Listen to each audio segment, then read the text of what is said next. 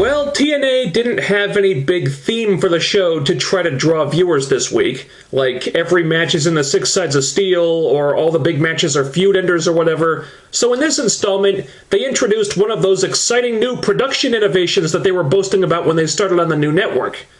For the record, the list of those innovations currently reads, changing the match graphics and turning the house lights off. And so their next innovative, groundbreaking new idea is showing tweets from fans on the screen during the show.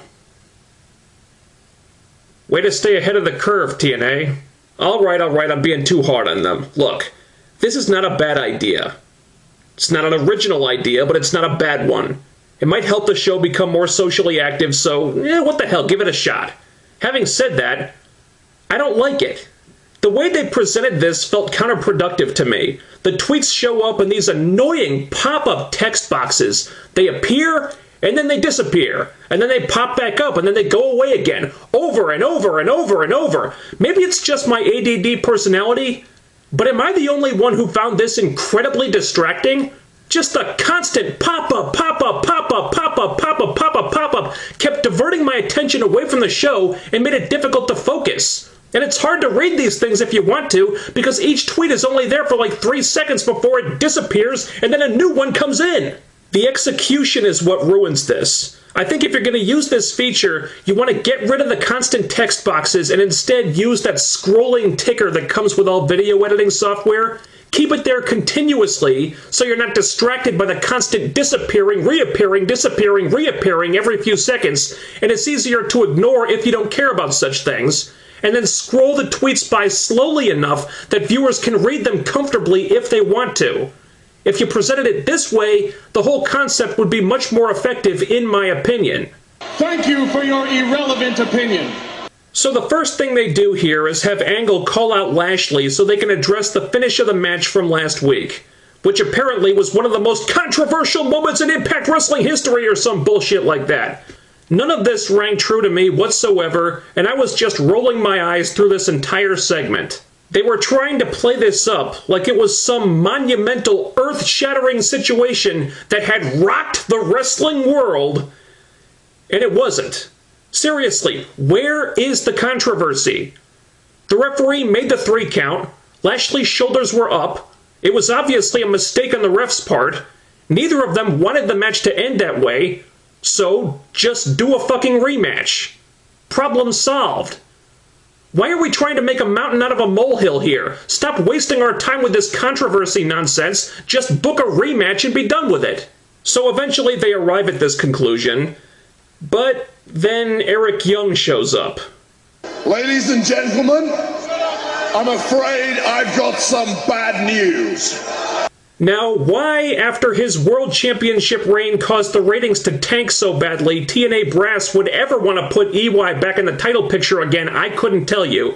But he wants in this match because he beat Rude last week and he's the #1 ranked heavyweight. I missed the part where Mike Tenay's top 5 power rankings that he announces on that Saturday morning recap show that nobody watches were in any way official, but apparently they are. So he stirs up some shit, Lashley tries to spear him and hits Angle by mistake. Uh-oh. Long story short, the match is a triple threat now. Look, EY has done a commendable job since turning heel of reinventing himself yet again as less of a clown and more of a serious, dangerous character. I simply don't buy into him as a world title contender. I didn't before, and I don't now. He's doing everything he can to sell it, but I just don't view him as being on the same level as these guys. And after the ratings disaster that his first title run amounted to, even teasing that you might want to go there again with him sounds like a terrible idea to me. However, there is a silver lining here. There's something different about it. Instead of just doing Angle Lashley 3, where the story and character dynamics are basically the same as they were the first 2 times, this match, by adding a third man in Eric Young, has a little more going on. I would still argue that Eric is being shoehorned in there for pretty flimsy reasons and doesn't really belong in the same ring as these two, but apparently I'm outvoted on that one, so fuck it. Clearly, one of these superstars is not like the others. I was very surprised that Gail Kim vs. Awesome Kong was the opening match on this show. This was the biggest knockout feud in the history of the company. This match main evented Impact once upon a time, and you make it the opening match in the second segment? You couldn't even give it the hour main event spot? It really felt like they did the feud a disservice here, if you ask me. And yes, I'm gonna have to be that guy. I thought the match itself was disappointing.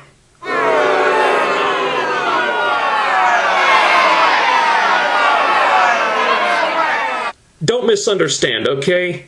Had this been any other two women, I'd be calling this match very good, if not better. The reason I'm being so hard on it is only because Gale and Kong set the bar so damn high with their original series of matches. And in my opinion, this one, despite being solid in its own right, didn't quite measure up to what they did back then. And that should have been expected. Why? Because they're 8 years older now. They caught lightning in a bottle with their original feud. Recapturing that was going to be a tall order. Which is why there was a big part of me when Kong came back that wanted them to not do this match at all and just leave it alone. They still had a very good match here, yes, but compared to what they delivered in 2007-2008, it just fell short of what I was hoping for. I was very impatient with this Revolution promo segment. James Storm makes them wrestle for the right to be his partner in the tag title tournament next week. That's all fine and good. But the problem here is that James Storm should not be in the tag team tournament or the tag team division in the first damn place. This is the last thing that Storm should be doing. Why? Because that's where he's always been. That's where his character has always gotten stuck. The point of the Revolution gimmick was taking stale characters and reinventing them so you could do different things with them. And when you put Storm back in the tag team division, all you're doing is pointing out to everyone that James Storm, the leader of the Revolution, the supposed catalyst for all this change, can reinvent other people, but not himself. And that right there just kills the entire gimmick for me. I didn't care about the match, didn't care who won. They had something good with the Revolution for a while, but now it just feels like they're wasting James Storm. Really, what is he gonna get out of going for the tag titles again? Nothing! Absolutely nothing! Well, we got the Rising promo segment that we should have gotten last week. We got to hear from Eli Drake and Micah finally, and the results weren't bad. I thought Eli Drake especially came off great here. He had a presence on the mic, he showed personality, charisma, he spoke very well. He did a hell of a job with this first promo. Micah was not as good, but Eli Drake made a great first impression here. I gotta say, though, I didn't care so much for the six-man tag with the BDC. I figured the purpose of this match would be to showcase Drake and Micah and show us what they've got, but it didn't really. Micah's playing the babyface in peril for most of it. We didn't get to see them do very much except a cool finishing move from Drake and Micah hitting kind of an unimpressive dive to the floor. I was wondering what kind of wrestlers these guys are, and after that match, I'm still wondering. It just kind of felt like the focus was on the wrong stuff here. Homicide showing up, that's... okay, whatever. I guess they had to replace Samoa Joe with somebody. Homicide makes sense, so that's fine. I assume we'll be getting a fourth member of the Rising now to even things out. I know who I'd put in that spot. I think I know who it might be, but I don't want to jinx it, so I'll keep that to myself for the time being. Holy shit, we actually got an X Division match! And it wasn't even for the title either! Say what? It looks like they want to keep Davey Richards in play while Eddie Edwards heals up, so this is the natural spot for him. And TNA doesn't seem to have any real investment in the X Division anymore, but they do have an investment in certain X Division style talents. Rockstar Spud is one, Davey Richards is another. I don't think they're going to want to focus on the X Division any more than they do, but they might want to focus on Davey. So if he's in the X Division for the time being, we might see the X Division on the show a little bit more. Sounds good. Yes! Apparently, the Dollhouse is coming to Impact Wrestling. 2 new knockouts in Mia Yim and Marty Bell. Not former divas, not former knockouts returning for another pointless run, but new, fresh female talents from the indies. And to that, I say hallelujah, it's about damn time.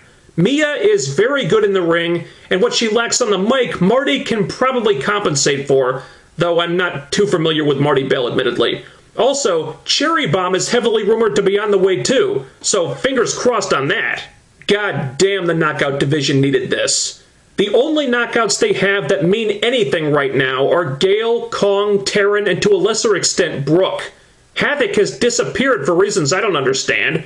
Rebel has a very limited shelf life. Madison is doing nothing, and Angelina's managing the bromance, so she's doing less than nothing. New knockouts were badly needed. They're finally on the way, and they cannot get here soon enough. Yes! Yes! Yes! Yes! Yes! This whole segment hyping up the tag team tournament next week was quite good.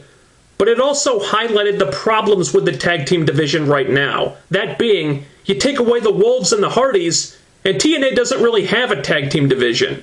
So, as expected, they just threw a bunch of makeshift teams together to kill time. Fortunately, they're good makeshift teams. EC3 and Bram?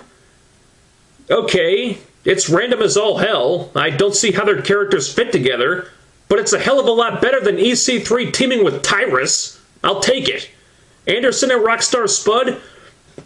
Alright, they've worked together recently, and if the writers aren't interested in Spud doing much with the X Division title right now, he might as well do this. But then, the best part of this segment by a mile, the team that will surely be the saviors of the tag team division, Aries and Rude. That's right, the Wet Dream Team is back together, bitches, and I couldn't be happier to see it. Aries needed something to do until he cashes in that briefcase, and Rude, well, quite frankly, Bobby Roode needed a new direction after the creative team sucked every molecule of personality out of him, and few people bring that personality out of Bobby Roode better than Austin Aries does. You build your tag team division around these guys, you throw the Hardys in there, and you've got something good. Let's go for it. I confess, I wasn't finding the Angle-Lashley rivalry terribly compelling beyond that first match they had. And for me, putting Eric Young back in the title picture is not sweetening the deal. But the match was more interesting and probably better than it would have been once you added a third guy to it. I don't buy EY in this spot, feuding for the world title, and I don't think that's going to change.